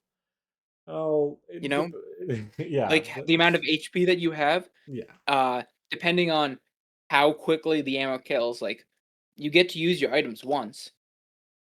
Like, are you running the shield item? Well, right, so that's kind of my point, right? Is that the risk of ammo is that it sometimes gets into a scenario where the other player, on average, gets to use their items 0 times, and I mean, that's that like. happens without ammo. So, Right, but it's kind of, at least I experienced it as being the most common yeah, whenever ammo is really good. Because the it's kind question of is what at it what like point in leans the game does that into. happen? Does that Yeah. happen on day 5 or does that like if that happens on day Yeah. 12, okay, sure. But if that Yeah, happens on day that's 5 fair. where I'm dead and never got to use an item, that feels pretty bad. So Ugh, it I like, think oh, double barrel being like really, really good, or just like grenade can be such a frustrating yeah, I item mean to just grenade have is a lobbed at your nasty card. head. yeah, I mean, grenade is a bit different though than ammo as a whole. It's you get Hmm, a high base damage at bronze. I'm talking more about like when you have some like charging synergies and going off. The right. ideal ammo, combat is what you'd want it to do is that they're using all of their ammo pretty much quickly. Like you get a bunch of different things to charge each other and go off, and your opponent still gets some time to react. That's true. You know, It's almost as if ammo as a class would need like some kind of full rebalancing to make it like less of a day one, two, three thing and more of just like maybe something that you can spec into in like the mid to late game. Because I do agree with you that when you combine ammo with charging, a lot of the time it is very cool. Yeah, I yeah, don't think the build like is not cool. some of the boards would be like uh, you have the swashbuckle, whatever, but it would need a bunch of rework. I would agree Yeah, maybe because like a lot more of the items starting at silver and a few I of them think what before even Or you starting just at need to do going gold and the is have stuff. Atlas some way to Stone get the treatment. damage numbers or something Yeah. like that better, because that's the main issue, is that you Hmm. have really good damage numbers at the start, and then you have terrible damage numbers, like day 6, super overpowered, day 7, awful, you And know? that's why it feels like I you mean, could you've been almost complaining about the like. cooldowns, right? So what if Mhm. they like did the Atlas Stone thing where like, okay, double barrel starts at 4, goes to 3, goes to 2 or something at diamond, Well, like that's kind of what they have done already, though, with the charge numbers on the things that we're talking about. Yeah, but Like that's a the. bit different for some of the other items. But what Yeah. I'd say is the main issue, though, for the ammo builds is that you cannot get base damage. That is the biggest issue, Yeah. is that you have very low damage numbers going into day 6 and 7. And that's why it kind of feels like if the items started later on the curve from the get go by just not maybe being at bronze as much, then you could I mean, afford to even give them higher base all of the numbers. ammo items, even repeater, if you make blunderbuss is only 100, uh like Hmm. you full a blunderbuss, that's 600. Let's say you get Yeah. full crits, that's 1200. Okay. You still need to do another 1000, Yeah. you know? And the way you would solve that is like, a level up reward for Vanessa. Like, let's say you could give up, 10% of your HP for yeah, that's what I was about to weapons. say. Like I do feel like the ammo items were kind of They were were all massively designed in an screwed era by, where you could yeah. yeah, trade your HP for They flat were all damage based every time you around, leveled up. level up rewards Yeah. for giving damage and stuff like that.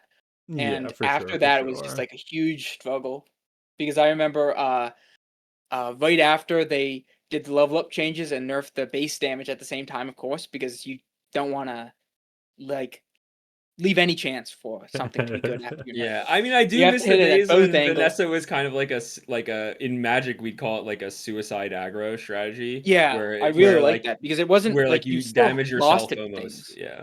Yeah. But yeah, Yeah, where you traded your HP for damage type power. yeah, that was a lot of fun doing. Like you have to think how much do you want to do it, and then eventually you'd think, okay, do I want to keep this weapon that I've just accidentally buffed a bunch, or do I want to get this new weapon which is cooler and shinier and golden?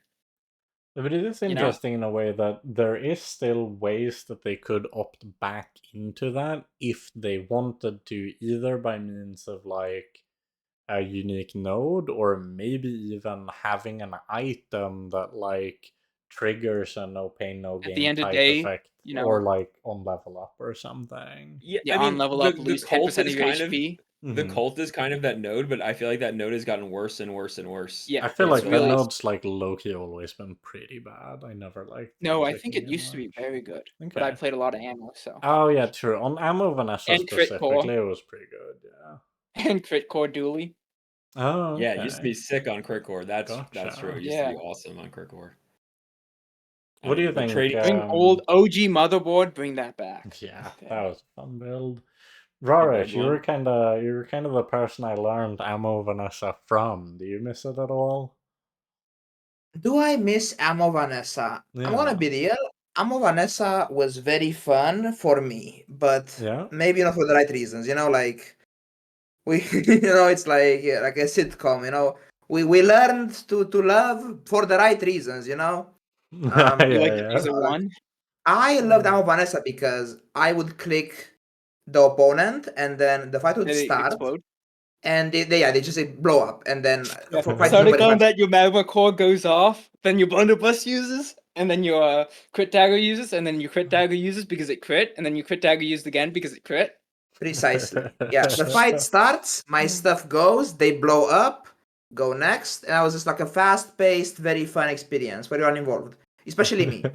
But I don't know if that is, good for everyone. Yeah. I know people don't understand that Choco is a node which exists. Mm. I Yeah. know, People hate max uh, HP. yeah, like People also I hate think clicking I blame Relenux. Crip. I blame Yeah, Crip. yeah, Crip is yeah. teaching Crip is teaching everyone to not click Choco, and I think Mm-hmm. that's a disservice to the Bazaar community. And it's Okay, It also is. like HP's hard to realize how good it is and how often like Yeah, yeah. you can like 150 HP maybe didn't win it, but you can click Chaka twice and then 300 yes, HP. What if yeah. Like, I that? don't. I've never been tilted about losing to Amo Vanessa. Like realistically, Yeah. I've never like been. Oh, I'm being oppressed by Amo Vanessa, but I have been abusing Amo Vanessa. I was killing people very fast with Amo Vanessa, and it's a build which does have, I think, some very good characteristics of like game balance and variety. In that, right now, Vanessa's premier build, Eels, is what you would call something that's very heterogeneous in terms of the use of the items. So Yeah.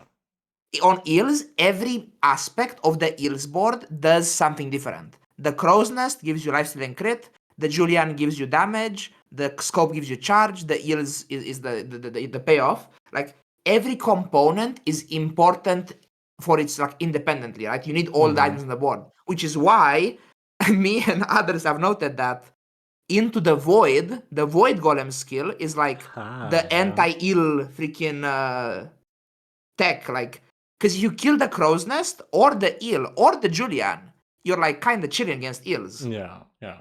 But the opposite of that is like a homogeneous board.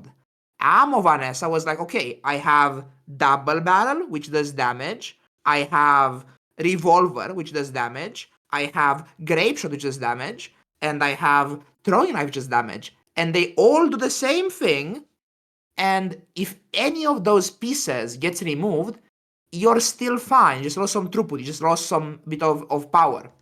So in a meta where, for example, like we're getting introduced more dinos in Duli, we might see more item destruction as a team against item destruction. something like Ammo Vanessa would be like the counterplay, because well, Not Yeah, Amber if your you have if redundancy. Yeah. yeah, like if your scope gets destroyed, you're kind of sad. But if your Yeah. grapeshot gets destroyed, I mean, I don't care that much. I can I still mean, kill them. I feel like that's more of a weapon Vanessa and not particularly ammo, because ammo, in my mind, is trying to work off of the specific synergies, you know? Oh, But I guess you can lose your pistol sword, but like there's very few things now that like do yeah, I something guess, yeah, I do agree. It's very homogeneous. like I was thinking of like a weirder board. it's not a matter. Yeah, it's more a matter of quantity than quality in Vanessa in our Vanessa. In like a Yeah. trebuchet board or a keg board, like if they, I've actually used Into the Void. I've Into the Voided an opponent's keg before it blew up, Yeah. which was pretty fun. Um, I wonder if they will change keg to work like the dually item, the tech one, the large one, When Antimatter you the chamber. destroy this, yeah, antimatter chamber, yeah, to like When remove it's the radium destroyed, from it. yeah, yeah. Yeah, So why it's I would they wonder do if so that? it that's. I don't know. I feel like keg. I feel like You keg is don't an think issue, radiant keg kind is of. yeah, I've been saying that for a while, and people in my stream be like, "No, keg's not strong." And it's like, okay, I don't know. I see keg by keg, and then I win. I don't know. Yeah, So I feel like they might not be nerfing it because people don't respect the keg. They don't know how to do it. I've had people say, "Oh, keg is such a high roll build. If you don't hit radiant or deadly, it just doesn't work." And it's like, well, I mean, you can just crit. And I don't know what if do you you know mean? this, There's but also 50%. obsidian. Yeah, I mean, yeah, obsidian or radiant. Yeah, It's also I just like think 50% is a lot. it's one of Yeah. I mean, those things where we talked about it on the last episode of the podcast, where one of the big reasons you don't see that many keg boards always is because the Vanessas that do plan A typically don't get to a point where they necessarily have to keg, so a lot of people just, they cash out their tempo and they win. But if, like, as Vanessa arguably might become worse and worse at playing for raw tempo compared to like Pig sometimes now, Mhm. I feel like if people ever started heavily gravitating towards actually playing Keg, a lot more people would be talking about it. I mean, I think it's the kind of build that's uncomfortable for players to go for Mm, who haven't gone for it before or who aren't like familiar with how you take the line because I think it's just a not obvious kind of setup, right? You usually that's need a true. skill, you usually need um the correct pieces in place, and you also need to know that keg is something you're going to need to do in order to get 10 wins Yeah. for it to be like really attractive for you to move into it as soon as you see it. You're like, obviously Ragnar, you're like see keg, buy keg, Mhm. but that's because you know how to turn that silver keg that you're buying on day 5 into a 10 win, and like not everyone has that Yeah. knowledge, right? So I think that yeah, it's not that represented because it's also like Yeah. no offense, Vanessa's like the new player. She's the Mhm. new player character in the literal sense of the term. Like the people who are newest to the game are going to be playing Vanessa, so Yeah. the average Vanessa strength is always going to be like a little bit lower or weird, or like you're always going to feel like that's like the entry level. You play against the bronze Vanessa, and sometimes you're just like welcome to the bazaar. welcome to the bazaar. Welcome to the bazaar. So I like hope you have special fun. price. I, I hope you have fun. I hope you stick with this game. It's really fun. It's really rewarding, but you're gonna have to do a little better than that. Um, yeah, you know what I mean. Like, not to insult any Mhm. Vanessa mains, but that it is like it's the starting character, and it's not always, especially towards the beginning of the patch. I want to say that I feel like a lot of my Vanessa opponents are like extra easy at the beginning of the patch Yeah. compared Yeah. to other Anyways, characters. with all that said, I think we're going to actually jump straight to socials this week because it is about time to wrap up the episode. As customary, Ragnar, where can people find more of you if they're interested? You could find me on Twitch, alive at RagnaRegis. And you still don't have any YouTube or anything, right? It's No, primarily no, no. Twitch. Yeah. Yeah. What about you, Rahresh? Where can people find you? You can find me at twitch.tv/Rahresh or on YouTube. It's the same name. I don't know what actual URL on YouTube is, whatever. Look me Yeah, up. I'm there. it'll You'll find me. be You'll find it'll be in the descriptions. you'll find my glorious games, my ethical games. Anyways. Yeah, and Walter, what about you? You can find me backseating in Ragnar's chat. You can find me trying to backseat Raresh's chat, and then he tells me I'm wrong. Um, yeah, that's the main places. I'm on pretty much everyone's Discord. So you can message me on there if you want to talk to me. I like to talk about Mac a lot, Yeah. and maybe Pig the last couple days. But yeah, if you want some hot Mac opinions, I'm your guy. Hit me up. And I myself, I stream a bit sporadically on twitch.tv/MetallFenix, two L's and an F, same name as on the screen. Work's been very busy the last week or so, but I'm hoping that when the new expansions drop, I might be able to get back into streaming a bit more consistently. It looks like it's going to be a lot of fun. And then I have a YouTube channel by the same name where I primarily upload guide content. No promises, but I am, now that I have been grinding some pig again, thinking about maybe making one of those big overviews for Pygmalion, especially because he's not getting any new expansions on Wednesdays. It seems like a good time to get one out there. But we'll see about that. And of course, as I mentioned at the start, you can find the podcast itself on YouTube, Spotify, Apple Podcast, or via RSS feed for your favorite podcast listening app of choice. We'll be back next week with new guests, and we'll probably be talking a bunch about the new items. So, hope some of you join us there. And in the meantime, have a wonderful morning, day, evening, or night, and we'll see you next time.